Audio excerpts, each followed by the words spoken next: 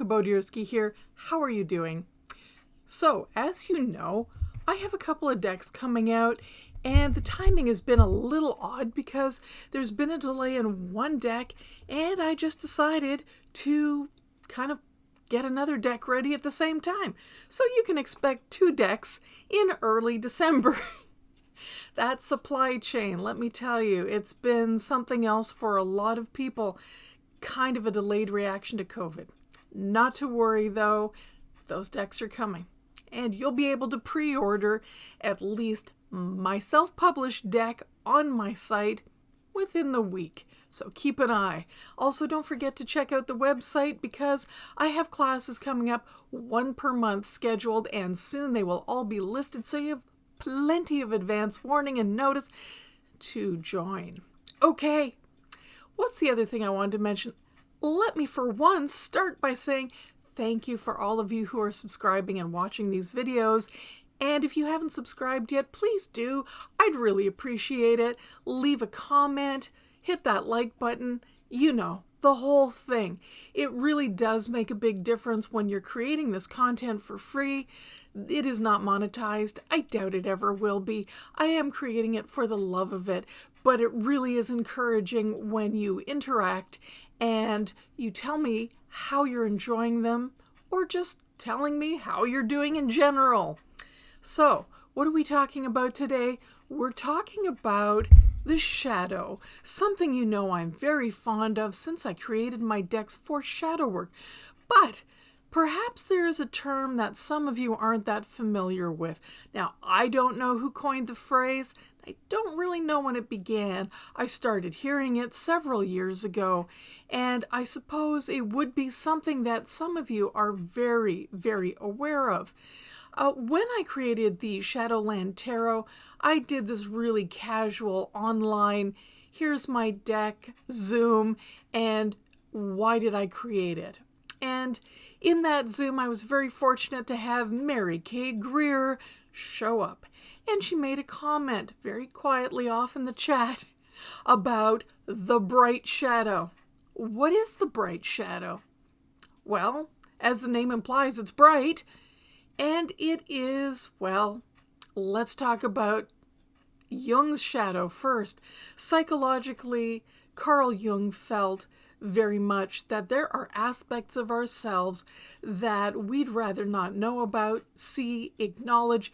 We shove those to the back of our minds largely because society has told us those are not aspects we want. Society is very good at telling us who we should and should not be. And let me give you an example. So, maybe a shadow of mine is that I'm sensitive. If I was told as a child that you're too sensitive, which I'm sure plenty of you have been told, don't be so sensitive, don't be. So you might just shove that into the deep, dark recesses of your mind, and your narrative of yourself is, I'm not sensitive. I'm not sensitive. I don't get bothered. Say whatever you want. Do whatever you want. You can't bother me. That would be a shadow. How would you know? How would you know you're not just insensitive? Well, there's many ways to spot a shadow, and I think the most common is projection and or loathing of people who have those characteristics that you are not acknowledging. So, when you see others, you say to them, you're too sensitive. You're just too sensitive. Don't be so sensitive. You see how that kind of even verbal abuse can get passed along? It's a denial of that aspect of ourselves, and yet we get triggered when we see it in others, and then we complain that they're too sensitive. That's how you might know you haven't really sat down to acknowledge that you're sensitive and accept it and celebrate it. It's not a bad thing. That's the tricky part. It's not like you're acknowledging shadows when you do shadow work and look at it and go, oh, how horrible. Why did I look? You're looking at them to say, what do you know? There's a part of me that someone told me was unacceptable, or that I just thought was unacceptable for whatever reason. And actually, it's okay. I accept that's part of me. I accept that I'm not perfect. I accept that it could actually be a good thing, which is where the bright shadow comes into play. Because it's not always things that may be overtly frowned upon by society. Let's say gender roles. You're either male or female. Oh, please. Gender fluidity is perfectly normal and always has been. It's society that says it is not. So let's say you are a very gender fluid person and you look at that shadow and go, society doesn't like that, but I think it's okay, I hope. And then you start to go, you know what? That makes me a pretty damn good person. And actually, I think that's a really good quality. I think it's a really positive thing. See, that shadow has just gone from a shadow to maybe a bright shadow. Now, that is one shadow that may change in your opinion according to how you're accepting things. But there are other bright shadows, that are good things that we just don't want to claim as positive aspects of ourselves. But those are stories. Those are stories we tell ourselves. Those are narratives, right? So why work with a bright shadow? Well, because we want to accept all parts of ourselves. And maybe there's some very positive aspects. Maybe you're just not seeing them as positive, but they are very, very positive things like generosity, your IQ being very high. It's a good thing. But again, if you've been told that being too smart, you just have an answer for everything, don't you? If you've been told it's a bad thing, then it could just be a shadow. You'll never acknowledge your intelligence because it's been indicated to you that it's a negative trait. But we know society generally sees being very intelligent as a positive trait. See how these things are all over the place? It can be confusing. Don't let it confuse you. We're going to do a quick 2-card spread.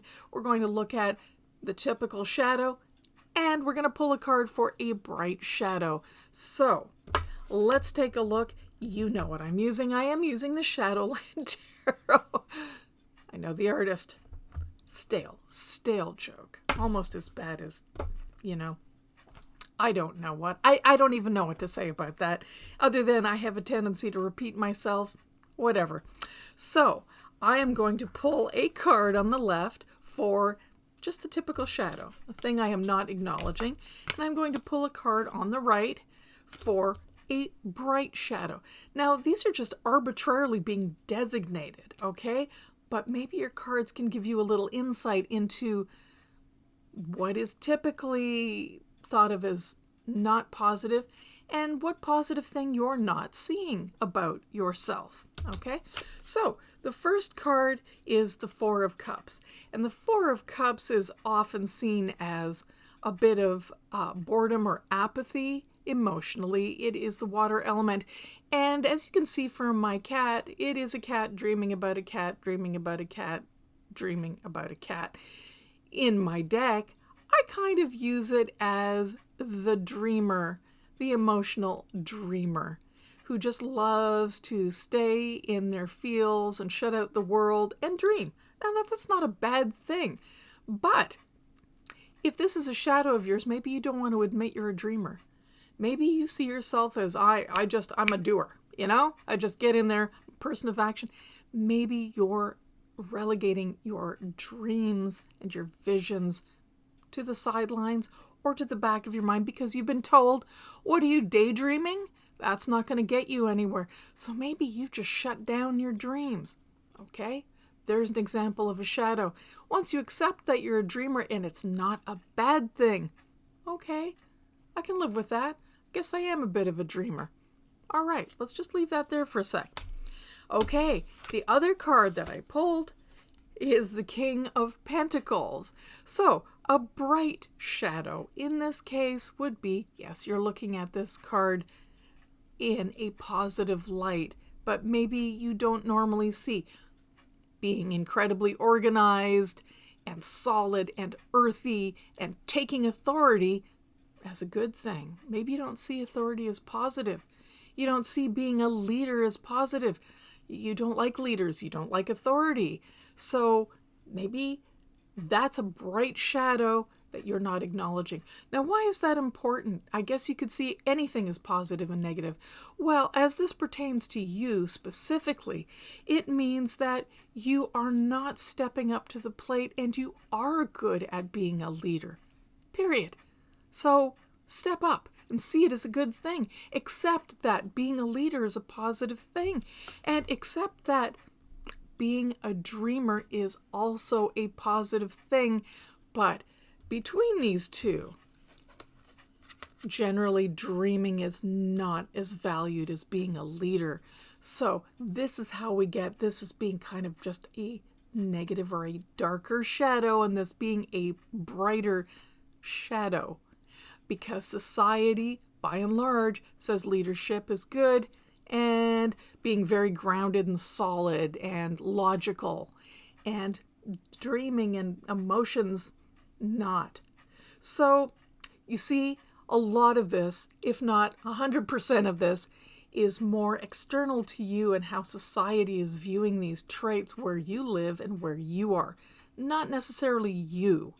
So, what I'm saying is, you may have internalized those things just because society is giving you this story, and it's time for you to come up with your own story. Shadow work points out things to us that we don't see. Period. Shadows, I don't really notice them. So, shadow work for me is not necessarily all these horrible characteristics and frightening. It's about exploring perspectives and ways of looking at things and coming up with your own narrative.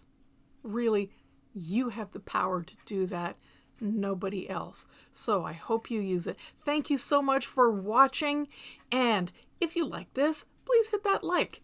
Remember, go to my website to stay posted on the latest classes and products there. Thank you so much. Have a wonderful week. Bye-bye.